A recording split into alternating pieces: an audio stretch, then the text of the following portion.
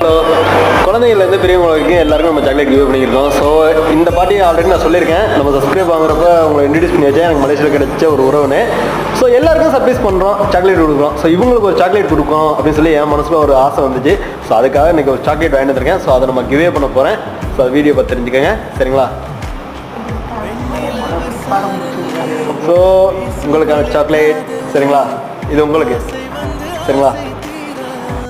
இதில் வந்து வெறும் ஹார்ட் மட்டும் இல்லை, என்னோட அன்பு இருக்குது, சரிங்களா? ஒரு பேருங்கிற ஒரு அன்பு இருக்குது. அதனால் வெறும் சாக்லேட் மட்டும் நினைச்சிடக்கூடாது, சரிங்களா?